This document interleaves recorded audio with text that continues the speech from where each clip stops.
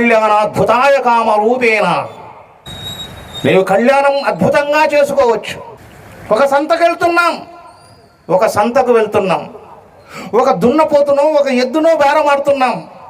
సరిగా ఉందా లేదా అని కింద మీద మొత్తం కొట్టి చూస్తాం. అవునా? కొడతారా లేదా భయ్? నడిపించి చూస్తారు, చెవులు చూస్తారు, కొమ్ములు చూస్తారు, నాలుక చూస్తారు, అన్ని ఇంద్రియాలు గమనిస్తారు. నచ్చితే ఏం చేస్తారు? అడ్వాన్స్ ఇస్తారు. తర్వాత వచ్చి మొత్తం చెల్లించి ఆ ఎద్దును తీసుకెళ్ళిపోతారు. అవునా? అదేవిధంగా ఈరోజు పెళ్లి కొడుకుల పరిస్థితి. ఒక ముసల్మాన్ భాయ్ ఇంటికి వచ్చి ఆ పెళ్లి కొడుకుని చూడడానికి మొత్తం కిందికి పైకి మొత్తం చూస్తా ఉన్నాడు.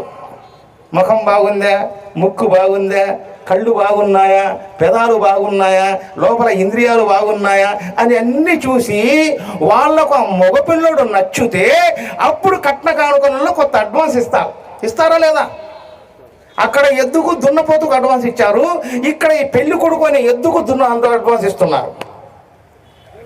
అన్ని ఇచ్చి అడ్వాన్సులు ఇచ్చినాక మాట్లాడుకుంటారు, భయ్ ఫలానా డేట్న పెళ్ళి, వచ్చి మిగతా డబ్బులు కట్టేసి మేము పెళ్లి చేసుకుంటాము అని. అదేవిధంగా వాళ్ళు ఏం చేస్తారు, కొంతకాలం అయినాక మిగతా డబ్బులన్నీ తీసుకొచ్చి కట్టేసి, అయ్యా మీ ఇంట్లో ఉండేటువంటి కోడె దూడను మేము కొనేసినాము, ఇక అడ్వాన్స్ కూడా మిగతాది మొత్తం ఇచ్చేస్తున్నాము అని చెప్పి ఆ కోడె దూడను తీసుకొని వాళ్ళ ఇంటికి వెళ్ళిపోతారు. ఏ కోడె దూడను? అక్కడ ఎద్దు పోయింది, ఇక్కడ ఇంటి కోడె దూడ పోతా ఉంది. ఇంటికి తీసుకెళ్ళినాక ఇంకా ఖతం అయిపోయా, వీళ్ళకి సంబంధం ఉండదు. ఎందుకు? అడ్వాన్స్ ఇచ్చినారు, మొత్తం బిగిచ్చేసినారు, తర్వాత తీసుకుని వెళ్ళిపోయినారు. ఇంటికి పోయిన తర్వాత ఆమె ఏం చేస్తుంది, నేను కొనుక్కున్నా ఈ దూడను, ఈ దూడ నాది కాబట్టి నేను ఇష్టం ఉంటే వాళ్ళ ఇంటికి పంపుతా, లేకపోతే పంపను.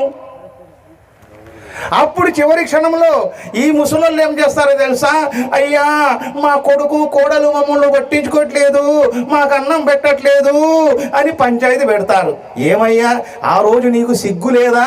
నిలబెట్టి సంతలో దూడను అమ్మినట్టు నీ కొడుకును అమ్మేసి మళ్ళీ అన్నం పెట్టలేదని ఏ ముఖం పెట్టి అడుగుతున్నావయ్యా నువ్వు? చెప్పు. ఇస్లాంకు వ్యతిరేకం చేశావు, మహమ్మదు రసూలుల్లాహ్ సల్లల్లాహు అలైహి వసల్లం గారి పద్ధతులకు తూట్లు పడిచావు, ఫాతిమతు జహరా రజియల్లాహు తఆలా అన్హా గారి నికాకు వ్యతిరేకంగా నీ కొడుకు పెళ్లి చేసి ఈ రోజు నా కొడుకు కోడలు నన్ను చూడటం లేదంటే ఏ నోరు పెట్టుకొని అడుగుతున్నావు? ఈ కోడెదూడ గారి ఇంట్లో వాళ్ళు వచ్చి చూస్తుంటే జర కొడవ అనగానే టక్కులేసి వినబడతాడు, జర చల్బా అంటే టిక్కు టిక్కు